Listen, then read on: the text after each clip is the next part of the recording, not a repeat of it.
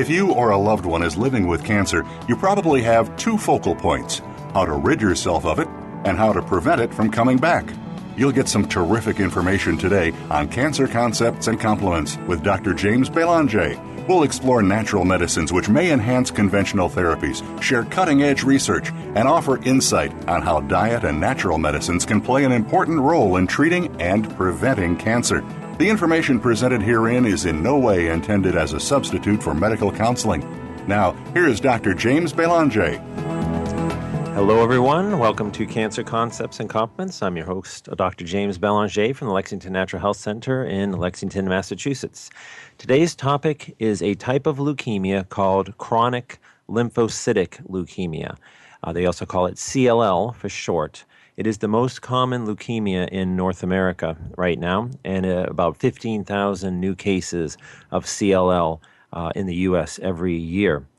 What is CLL? CLL is a proliferation, an expansion of a type of white blood cell called a B lymphocyte. We have all kinds of types of white cells in our blood. We have what's called neutrophils, which protect us against bacterial infections. They're the primary white cell in our blood. But we also have a group of cells called lymphocytes. They're a type of white cell that fight viruses for us, that help make antibodies. So like every time you get a vaccine, they make antibodies to help protect you against that infectious agent. Or if you get a cold, they help you make antibodies to protect you against that cold virus again in the future. There is also what's called T cells, which also help fight cancer cells. So there's different types of lymphocytes, and that's another primary white cell. And CLL is a cancer of the lymphocytes, in particular the one lymphocyte called the B lymphocyte. There are also T lymphocytes and NK lymphocytes, or natural killer lymphocytes. But what happens with CLL is a mutation occurs in one B lymphocyte, one B cell. Nobody knows exact the reason for that. It might be a virus. The Epstein-Barr virus, that virus that causes mono, likes to live in our B lymphocytes. Another virus that causes similar symptoms as mono, the cytomegalovirus, does like to live in our lymphocytes. So it might be related to that, where these viruses that we obtain early on in life, even before being a teenager, a lot of people are exposed to Epstein-Barr virus when they're little kids. And it just lives in our body, just like the chickenpox virus lives in our nervous system. The Epstein-Barr virus and the cytomegalovirus live in our lymphocytes, and maybe over time start to create some mutations in our lymphocytes. And then as we get older, that mutation leads to some excess proliferation of these B cells. So this one B cell starts to clone itself over and over again, and it accumulates in the blood. And then it can be tested. You don't really often feel anything. The doctor, when you go in for your physicals, they check your blood counts and they notice that you have a high lymphocyte count and a high white cell count. And then further testing determines what type it is, and it's often CLL.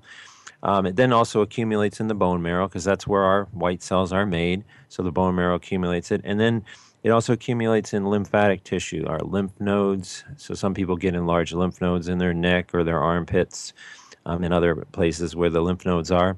Also, the spleen can get enlarged, and the liver can get enlarged.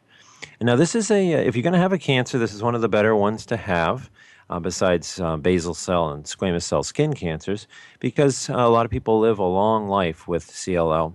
There are some types of CLL, which I'm going to get into today, that can be more aggressive, can transform into more aggressive types, but there's ways to tell if that's going to happen kind of ahead of time and do something about it to keep this disease very slow growing. But yeah, most people, even 5 to 7 years, only 7% require any kind of treatment over a course of 5 to 7 years. And it is more common in elderly people, but I am seeing it, even in younger people now, starting to occur more frequently. It used to be just more older people got diagnosed with it, and then they die from something else before the CLL affects them. But if you're younger, definitely paying attention to natural things to help keep it at bay so you can live a long life. But it is very few people require treatment. And that's what the purpose of this show is, to prevent you from needing any kind of treatment, because the treatment is not curative. It's not a curative cancer. It's a slow-growing one, but the conventional therapies don't cure it. it just can slow it down. But they all have side effects, all these conventional therapies. So getting it so you don't even need any conventional therapy is the goal. There are some bone marrow transplants that might cure at expense of lots of side effects and potential risks. So it's not usually something offered, but that's about the only hope for a cure. But in terms of conventional therapies, but natural medicines can keep it at bay so it doesn't progress to anything. Lots of research on that I want to discuss. So there's different stages of CLL. You got to pay attention mostly to the lymphocyte count and how quickly it rises. If it's starting to rise and rise over the course of each year, then we need to do something about it.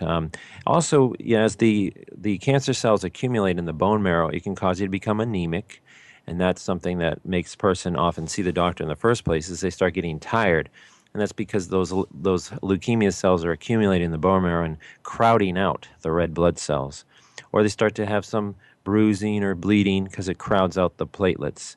Or they start getting an enlarged spleen or liver or lymph nodes. And certainly having those other findings does require often treatment sooner than later, or certainly more aggressive natural therapies too. But a lot of people present to me that they just went in a physical and they found that they had a high white cell and they want to keep it that way. And there's all kinds of natural things that I've found that keep it from progressing, so they don't need any chemotherapy treatments. There are other factors too that are useful to pay attention to. In order to diagnose CLL, you have to have a bone marrow biopsy. Hematologist does that, and then that's how they confirm it's this type of leukemia. But there are some things that are tested in the bone marrow biopsy that are useful that help you tell if you have a more aggressive type of CLL or a less aggressive type. They measure something called ZAP70, and if you happen to have that positive, that does make it more unfavorable of a prognosis, and you definitely want to have more aggressive therapies if you have this ZAP70 positivity, or if you have what's called a 17p deletion. It's something that makes the cancer more aggressive type compared to other types of CLL. So there's all kinds of different types of CLL. Some people happen to have real slow-growing ones, but people that have this ZAP70 positivity or a deletion of 17p or something called CD38, it makes it more aggressive. So I like to look at that in the bone marrow biopsy report to see how I need to treat it more aggressively or less aggressively, and certainly how quickly the lymphocyte count has been doubling over the years. But basically doctors don't do anything unless the lymphocyte count is doubling a lot. And then there's the chemotherapy, and there's a whole bunch of different regimens, but they're all associated with decreasing not only the B lymphocyte, the CLL cells, but they decrease a cell called the T cell, and they put people at risk for all kinds of infections. That's the problem with the chemotherapy drugs. They have a high response rate. They can really knock down the number of the CLL cells for a little while, and then it starts to come back. But it does put people at risk for infections too. So that's why I'm saying there are natural things that might be useful to do to keep you from needing any kind of chemotherapy in the future. So I always work with the lab first. Instead of just giving people a bunch of supplements and hoping for the best, I do laboratory tests to individualize the therapy to the person and also to gauge the aggressiveness of this type of cancer. Most hematologists are just checking the lymphocyte count, which isn't certainly important. And if that starts to rise, or if the person starts getting anemic, or the platelets start to fall, then they might consider some kind of treatment. But there are things that you can see in the blood ahead of time before you get anemic, before the platelets drop, before the lymphocytes start to rise, that help give you a determination that this is more likely to become aggressive, and you can do something about it ahead of time, kind of getting a little picture of the future and making some manipulations, like in a time machine or something. And so one of the tests that is very, very useful to measure, it's called the serum beta-2 microglobulin. Beta-2 microglobulin. And a lot of doctors do this test, but there's really not much conventionally that can be done with this except if it rises and you go on chemotherapy. But let me explain this test. This is a component of something called a class 1 MHC antigen. On the surface of cancer cells and also on the surface of our what's called our dendritic cells, a type of immune cell, is this protein called the class 1 MHC antigen. It's what tells our body that it's a protein from our own, or a cell from our own body. Well, what happens is, in order for the cancer cells to hide from the immune system, they lose their class 1 MHC antigen. They lose it to hide from what's called the killer T cells. The killer T cells are a type of immune cell that recognize that protein on the surface of lymphocytes. And if they see that, then they'll bind and can attack. And so what happens is the lymphocytes, the CLL cells, that is, lose this beta-2 microglobulin, which is a component of this class 1 antigen. So it's a way of it hides from it. So if you start seeing a lot of that in the blood, that means that cancer is shedding its surface. It's like if I told you, okay, you got to look for somebody with a yellow coat. Look for that person with the yellow coat. But they change their appearance. They get rid of the yellow coat, or they dye their hair, something that they change their appearance. Now you can't find them. That's what these CLL cells do in order to hide from the immune system, is they shed their surface proteins, in this case, this beta-2 microglobulin, and then the immune system can't see it. Well, there are some natural things that can help put that class 1 antigen back on the CLL cells so that they can be seen, so they can't do that. And that one thing that has been shown to do this is a component from a mushroom, the Coriolis mushroom, the turkey tail mushroom. It's a mushroom that grows on the sides of trees. You've probably seen it before. They call it a bracket fungi. It comes out along the sides like a set of stairs, and it looks like a turkey tail. It's called the Coriolis mushroom, and there's something in it called PSK, polysaccharide crestin, and it's been studied in Japan, and it's this compound that comes out in a hot water extract of the turkey tail mushroom. And in the journal Anti-Cancer Research, they showed that incubation of cancer cells with this PSK increases the expression of the class 1 antigen, the MHC antigen thing that I was talking about, on the surface of cancer cells. And that helps it be recognized by the immune system, so the CLL cells won't be able to do that. So you measure this beta-2 microglobulin. If it's elevated, PSK, or this Coriolis mushroom extract, can be very useful at lowering that down to normal, so the immune system can see those CLL cells and eliminate it. You might ask, how does the cancer do that? How does it lose its surface proteins? It makes these enzymes called Metalloproteinases. They're enzymes, think of them as a set of scissors, and they're made by the cancer cells, and they're made by cells that surround the cancer in the bone marrow, and they clip off the class 1 MHC antigen, clip it off like a set of scissors, and that's how it removes it. Well, this PSK has also been shown to downregulate this Metalloproteinases. And you can actually measure Metalloproteinases in the blood. There's a lab called LabCorp that measures one of them called MMP9, matrix metalloproteinase 9. And there's research showing if that's elevated, then the person has a worse prognosis with CLL.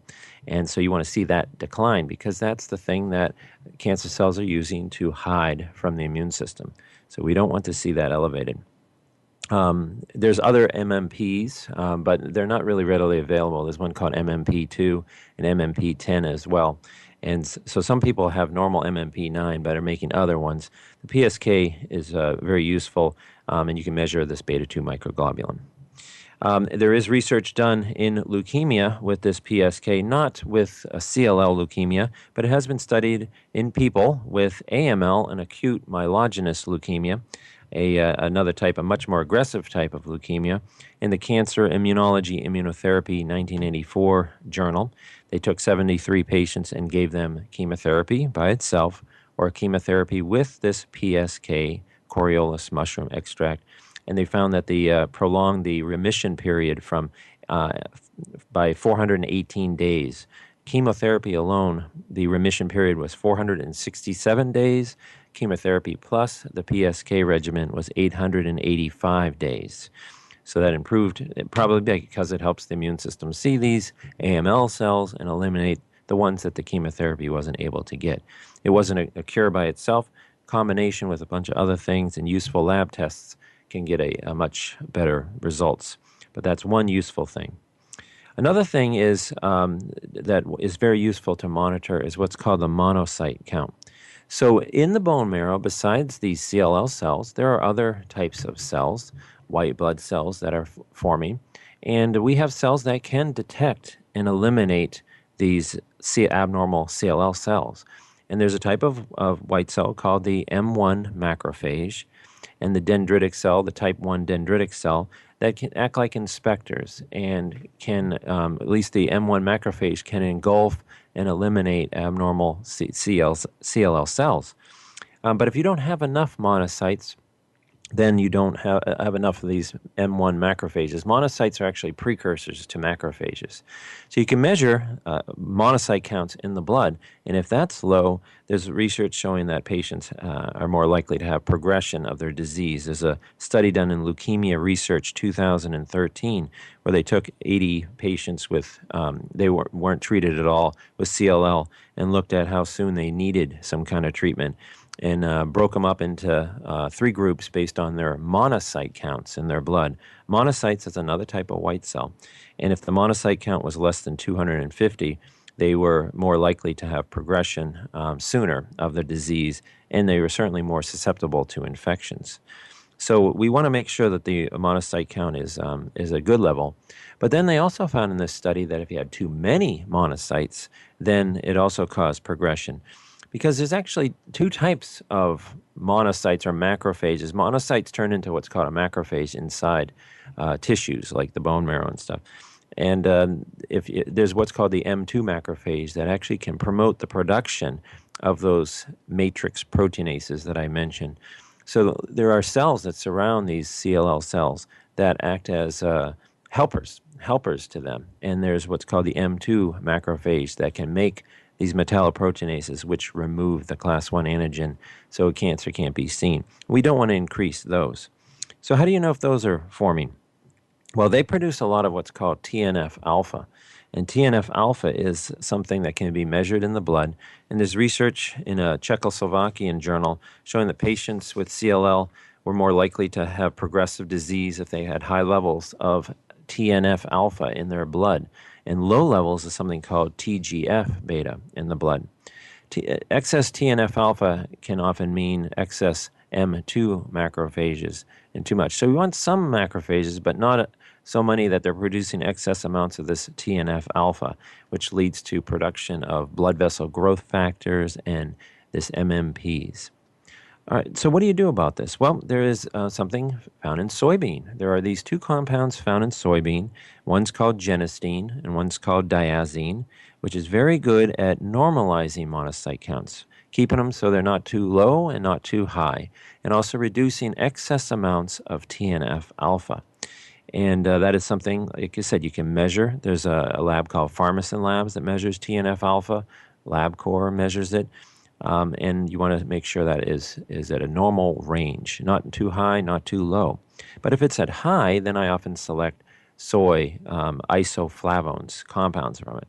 There's research done in people showing that just 36 ounces of soy milk, which is a lot of soy milk, but 36 ounces of soy milk a day, which contained about 58 milligrams of Genestein and 53 milligrams of diazine, lowers serum TNF by 66% after 10 weeks and reduces excess monocyte counts by 14%, and at the same time decreases production of MMPs like that MMP9 that I mentioned.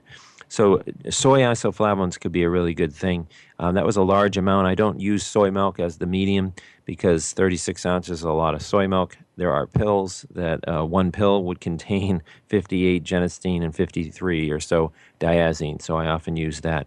There is a test to see if the cancer is sensitive to the soy. There's this lab in Greece called RGCC that you send a blood sample in, and they take the CLL cells out of the blood, and they incubate them with various types of natural compounds, including Genestein from soybean, and they tell you if that substance is able to induce cell death.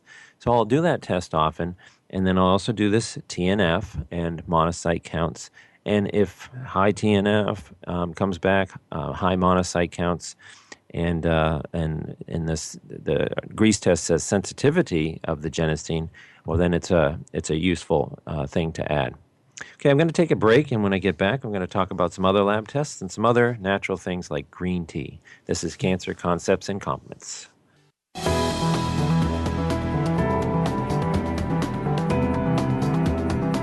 This is Cancer Concepts and Compliments with Dr. James Belanger. The information presented herein is in no way intended as a substitute for medical counseling. If you would like to find out more about the Lexington Natural Health Center, please visit lexingtonnaturalhealth.com. That's lexingtonnaturalhealth.com. Now, back to this week's program. Hello, everyone. Welcome back to Cancer Concepts and Compliments. I'm your host, Dr. James Belanger. Okay, before the break, I was talking about how CLL cells can hide from the immune system. So they're sitting in the bone marrow right there, and they're not just sitting there by themselves. They're surrounded by a group of cells called stromal cells that actually help protect them against cells that try to kill them, the killer cells and killer T cells and natural killer cells. And one of the ways they hide, I was saying, is that they shed their surface protein, the class 1 MHC protein. And you can see that by doing a simple blood test called a beta-2 microglobulin. If that starts to elevate over the course of the years, then it's trying to avoid the immune response. And that's how it starts to accumulate. You know, CLL cells just don't die like they're a normal lymphocyte. A normal lymphocyte, they say, lives maybe 200 days. Well, the CLL lymphocyte can just keep going on, and if the more it survives, the more it starts accumulating. It's like elderly not dying and babies being born.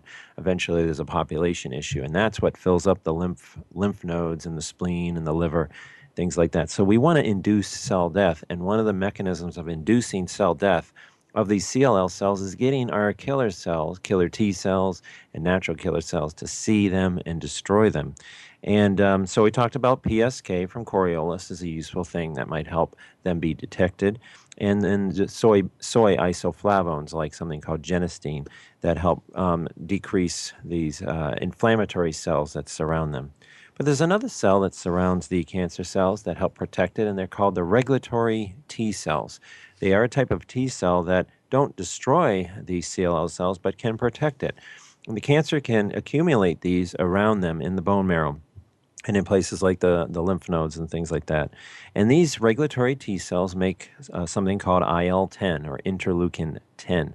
And that can be measured in the blood, and there's research that's been done in the archives of immunology, therapeutics, and experiments 2012 showing that patients with CLL are more likely to have progression of the disease and require some kind of treatment if the interleukin 10 levels are high. So it's interleukin 10 can be measured at various laboratories, like LabCorp is a lab, in the blood. And if it's elevated, well, then you want to bring that thing down. You want that to be at a low level as possible. What's some natural things that might help decrease IL-10 if it is starting to be high? Like I said, a lot of people don't progress at all, and they don't require any treatment. But if you start to see these things in the blood, you start creating a spreadsheet, and you see beta-2 microglobulin starting to creep up, you see TNF-alpha starting to rise, you see interleukin 10 starting to rise, well, then they might need treatment soon. And you can do something about it. So instead of just watching the lymphocyte count rise and then having to go on chemotherapy, which is going to increase your risk of infections and cause all kinds of side effects. So you can do things like the PSK and if you have high beta-2 microglobulin, and green tea is useful if you have high interleukin 10. Green tea is probably the most studied natural compound for a CLL, and not just drinking green tea, but pill forms, high doses of extracts. There's something in green tea called EGCG, that seems to be one of the active components in it. But there's research done in the International Journal of Immunopathology Pharmacology in 2013 showing that patients with CLL, if they had a high level of interleukin 10, they had high levels of these T regulatory cells, and that green tea reduces the reduction of the T regulatory cells by 80%. In the group that got the green tea versus the group that didn't. So that's very useful, and it decreases interleukin 10. So that can be useful. I'm going to talk more about green tea, the dosages that they've used in the studies, and other effects.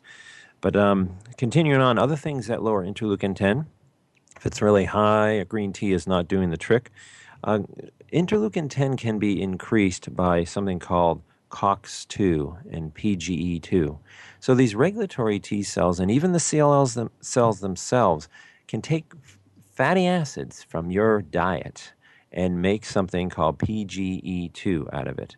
If you eat a diet high in corn oils, like corn-fed animal products, grain-fed meats, grain-fed dairy products, grain-fed chicken, eggs, things like that, you're going to have a lot of what's called omega-6 fat in your diet. And cancer cells and the regulatory T cells can take that with the help of an enzyme called COX-2 and form something called PGE2. PGE2 helps with the regulatory T cells and helps with the production of interleukin 10. And so there's research showing that natural things that decrease COX-2 and PGE2 can lower interleukin 10. And one herb that is one that I find very useful is pau d'arco. Pau d'arco. It's a South American tree, and it contains this compound called beta-lactone. And there's research in the Journal of Medicinal Foods 2010 showing that it can increase cytotoxicity or cell death of CLL cells. And I find that it's useful because there's other research showing that lowers interleukin 10, and I reserve that for somebody that has high interleukin 10 in the blood. Vitamin D is also very useful for decreasing PGE2, which produces interleukin 10. And there's very interesting research done in measuring vitamin D blood levels in people with CLL. There's a study done in Hematology 2013 where they took patients with CLL and compared them to normal, healthy control people, and found that people that had CLL were more likely to have low levels of vitamin D. And then there's another study, another really interesting study in Leukemia Research 2012 that actually grouped people in how severe the vitamin D deficiency was. Severe deficiency, less than 10 in the blood, was a severe deficiency. People that had mild to moderate deficiency, between 10 and 24 units of vitamin D in the blood, or people that had normal levels. And the patients that had the lowest levels of vitamin D in their blood had the shortest disease treatment-free period where they didn't require treatment and then they needed it later.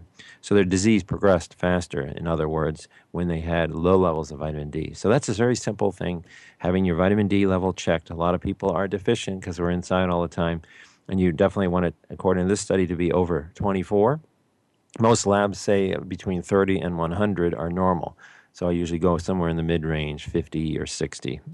And that often requires vitamin D pills if you're not getting the sunlight. Fatty fish and mushrooms do have vitamin D as well. But stocking up in the summer, eating lots of carotenoid-containing foods, dark green leafy vegetables, pumpkin, carrots, squashes, and even tomato products that contain lycopene can protect your skin against the ultraviolet rays from causing cancer, but not interfere with your production of vitamin D. So they're like natural sunscreens that are working internally in your body to protect you, because sunscreen does block synthesis of vitamin D.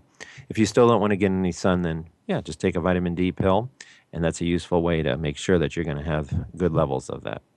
Curcumin is another thing. Turmeric, that compound turmeric that contains curcumin, is also an inhibitor of PGE2 and IL-10. I'm going to talk more about that one later.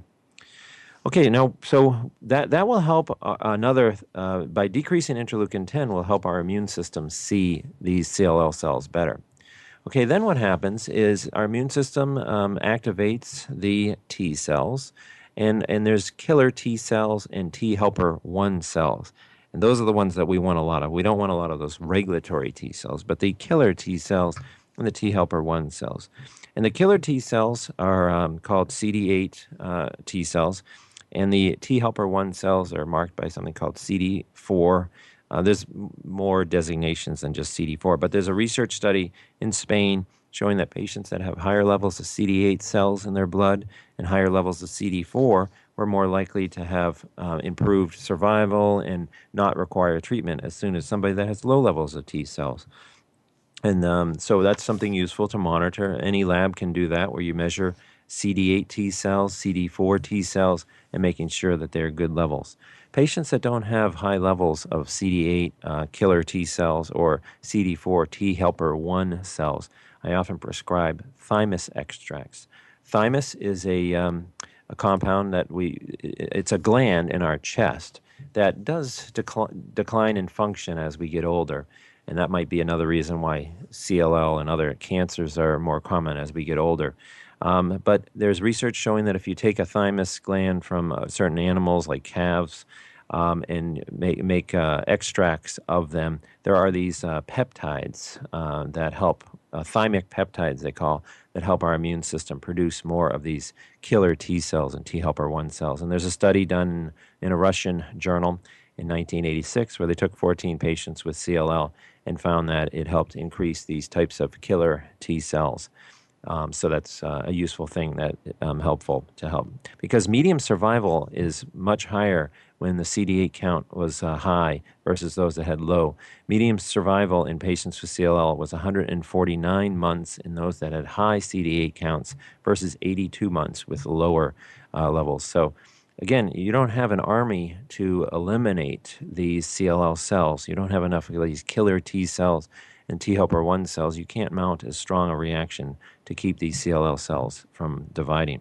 Thymus might be a useful thing to help make sure you have a good army of cells. But there's more than just, what's called T helper 1 cells. There's also what's called a T helper 2 cell. And a T helper 2 cell produces something called interleukin 6, which actually helps the survival of the CLL cells. See, so we have cells in our body that actually can help protect the CLL cells and help it grow. We have these cells, to keep the killer cells in check. If we didn't have these suppressive cells, they're called, our immune system could end up attacking our own body and get autoimmune diseases. So we do have check and a balance in our system, and we do have these T helper 2 cells that make something called interleukin 6. But if the cancer surrounds itself with those cells, then it can be protected and not be destroyed. So there is research showing that you want to measure interleukin 6 because it tells you that there's a high amount of type 2 T helper cells around that can promote it. And the interleukin 6 helps with the growth of abnormal B cells and the binding of the CLL cells to these stromal cells. And so you want that to be as low as possible, preferably undetectable. And it's a test interleukin 6 that can be measured at labs like LabCorp. Well, if it comes back elevated, one of the natural things that I will use to keep interleukin 6 down is resveratrol. Resveratrol is that compound that's found in the skins of red grapes, and so it's in red wine. It's also found in chocolate and peanuts and other berries like mulberries. And it's been found to help induce cell death of CLL cells in the journal Hematology 2013. And its mechanism, in part, besides inducing cell death, is decreasing this interleukin 6. So you measure that in the blood, and if it should be less than 2 in the blood, undetectable levels of interleukin 6. If that comes back detectable, and especially if the lymphocyte count's starting to rise or the hemoglobin's starting to fall, that's considered not a good thing, and we don't want that. Then you need chemotherapy in the future. Resveratrol is very useful for lowering interleukin 6, so that's when I'll start to prescribe it. Resveratrol is one of those products that more does seem to be better in terms of CLL, but it's not well absorbed in high doses. So there's different companies that have extracts and production they add things to it to make it more absorbable. And the one I use is called Vesizorb resveratrol, and I've been really pleased with that one. And it's also very well tolerated. Resveratrol, they're not often getting it from red grapes. Now, I guess it's not as rich of a source as some things. Companies are getting it from this herb called Polygonum. The only trouble with that is Polygonum also contains this other substance, emodin, which has a laxative effect in people. And if people take too much of resveratrol from Polygonum, they often get diarrhea. The Vesizorb resveratrol that I use is pure resveratrol, no emodin. It's not from Polygonum, and it's very well tolerated compared to other resveratrols. So that's another reason for that. So we measure interleukin 6, and then we measure natural killer cells. So the natural killer cells are the cells, like I mentioned, that can destroy the cancer cells. And if the cancer doesn't shed its class 1 MHC antigen to hide. Actually, the class 1 MHC antigen is what helps T cells see the killer T cells. When they shed it, the natural killer cell is activated. So we have a backup system in our body to make sure that those cancer cells can't hide as easy. But fortunately, the cancer cells then shed something else that the killer cell needs to survive, to recognize and destroy. There are these, they call them, they have different names, something called MICA and ULBP, but they're basically things on the surface of cancer cells that our natural killer cells recognize. Well, CLL cells shed those as well. So they're just completely changing their appearance all the time. So, okay, now we know that the person dyed their hair red. Now you're looking for somebody with red hair. Well, then they dye it blonde or something, and they keep hiding like that. And that's how they keep tricking it. So there's research showing that you can measure these proteins that are shed into the blood of patients with leukemia, CLL leukemia, and if they're elevated, then they're more likely to have worse prognosis and require treatment sooner. And but if those are elevated, they call them soluble MICA and soluble ULBP2. Astragalus is a very good herb for that, and resveratrol, the one I just mentioned, resveratrol for interleukin 6. Resveratrol and astragalus have been shown to help prevent the CLL cells from shedding other surface proteins that the killer cells need to recognize them. So in essence, astragalus, a Chinese herb, and resveratrol from the red grapes help the killer cells bind and destroy the CLL cells. Okay, I'm going to take another break. When I get back, we'll talk about some other natural things like something called chrysin and CLL. This is Cancer Concepts and Comments.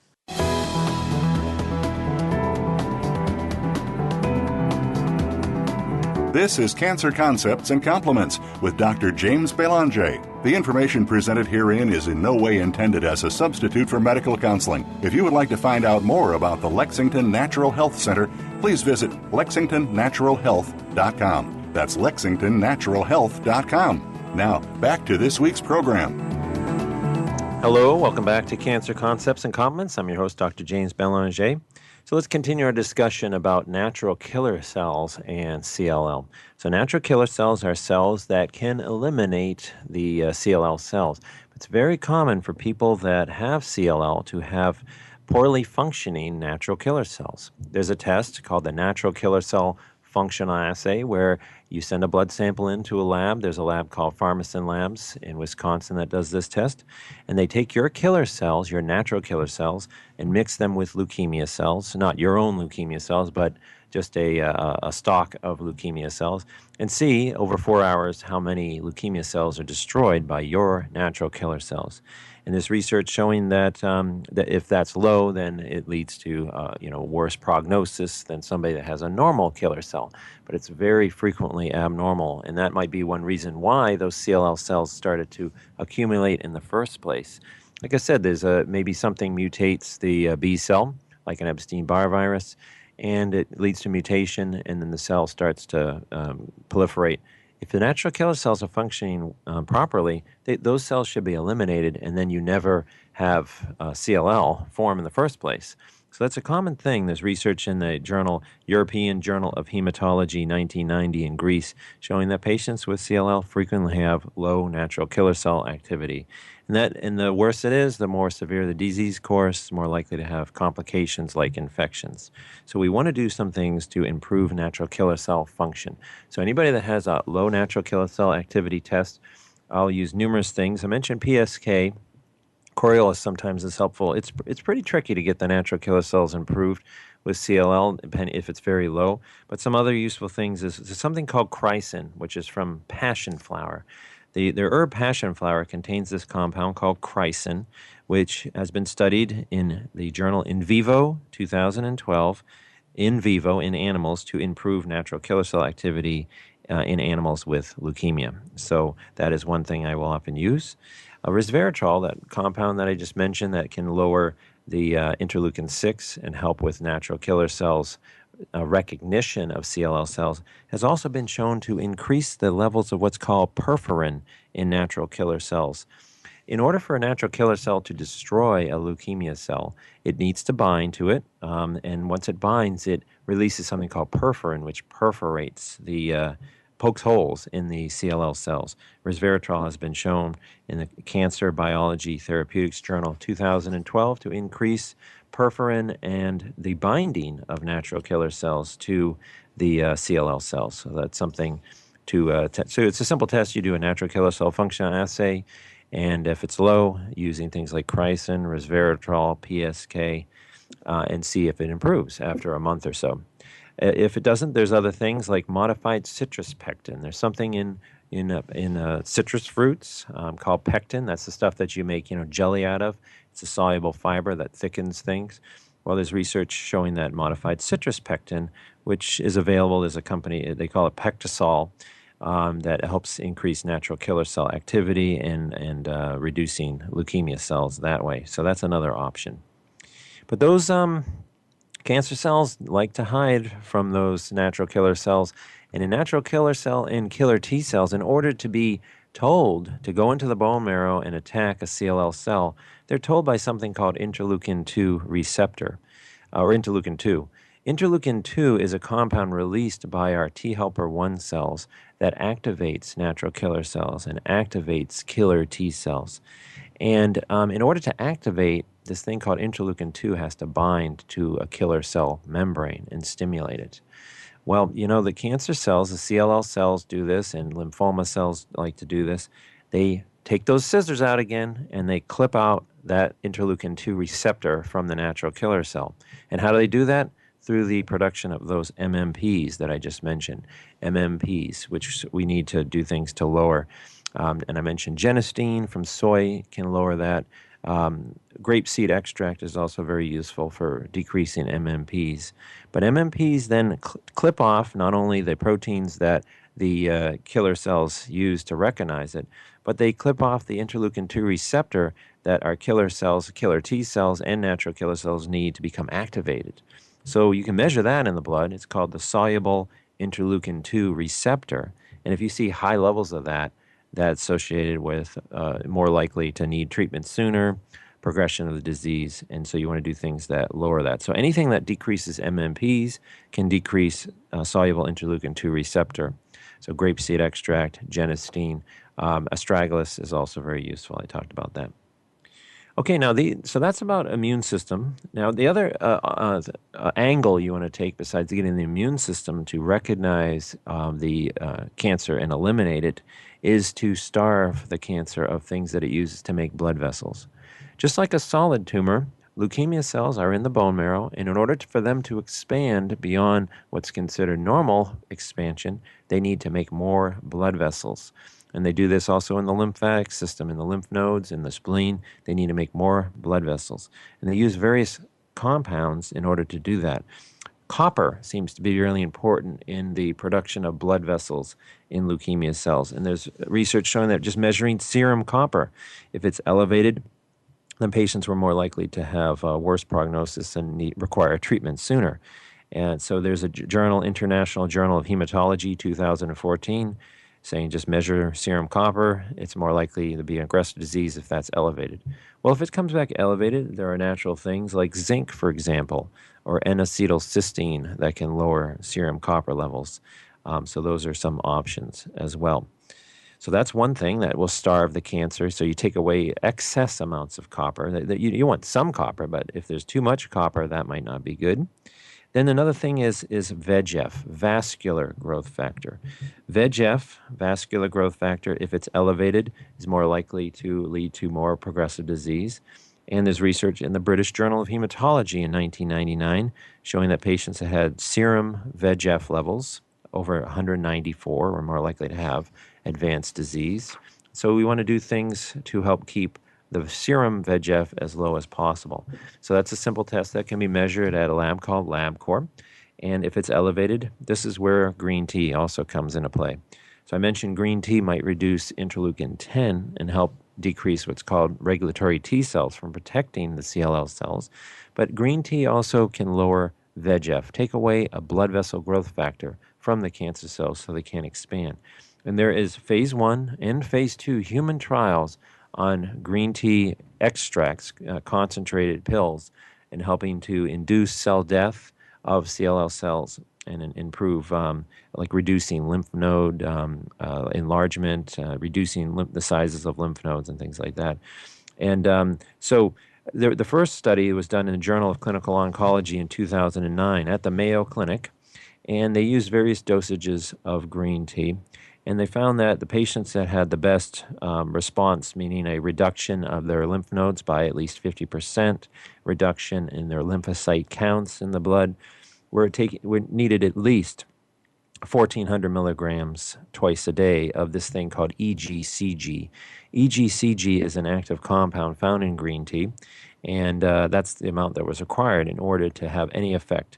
Patients that took less than that, especially like 800 milligrams twice a day, had no effect whatsoever on that. So 1,400 milligrams twice a day. So then they did another study, and this was a phase 2 study in the Cancer Journal 2013, still Mayo Clinic, where they then took patients, and this time they gave them up to 2,000 milligrams twice a day of EGCG, and there was 69% that had at least a 50% reduction in the lymph nodes and reduction in the lymphocyte count by at least 20% in 69% of the patients.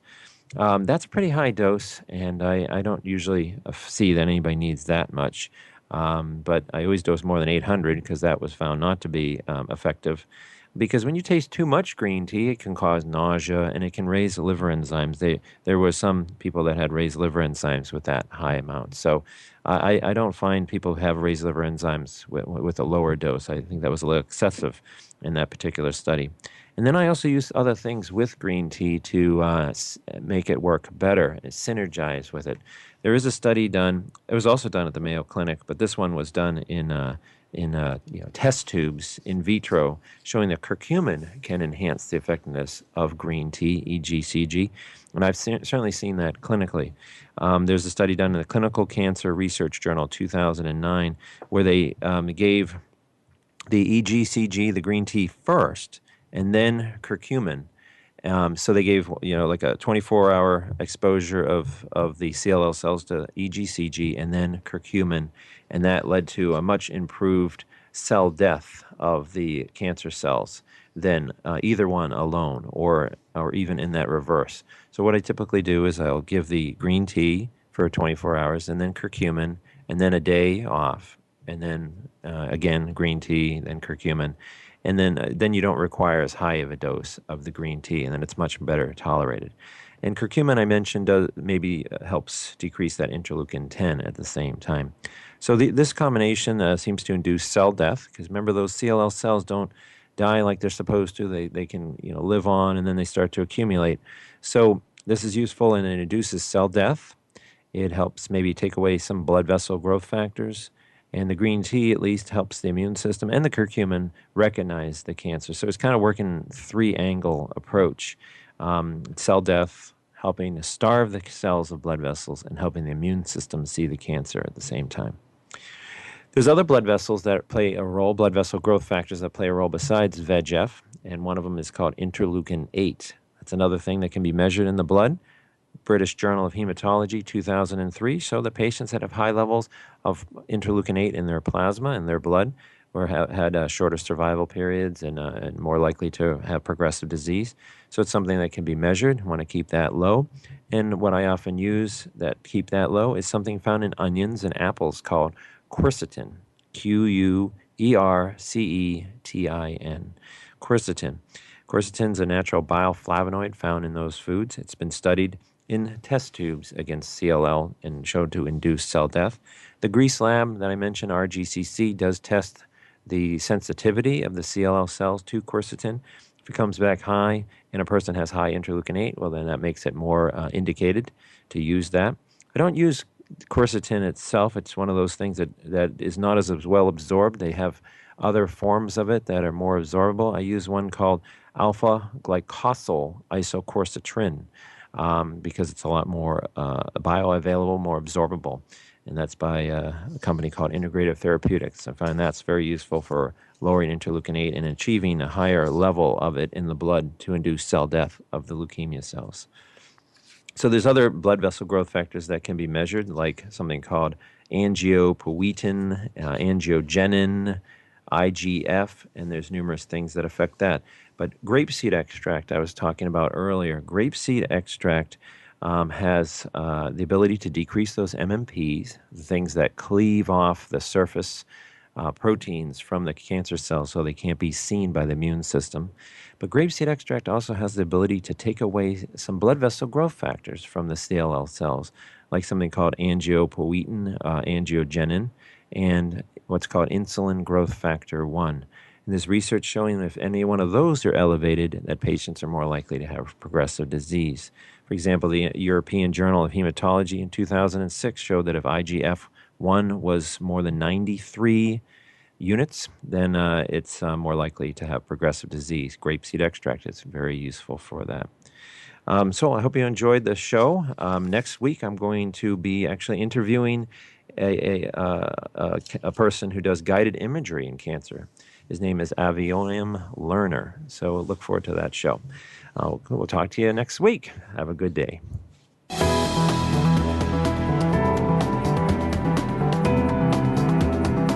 Thank you for joining us this week. Cancer Concepts and Compliments with Dr. James Belanger can be heard live every Tuesday morning at 6 a.m. Pacific Time, 9 a.m. Eastern Time on the Voice America Health and Wellness Channel. We hope to see you next week for another show.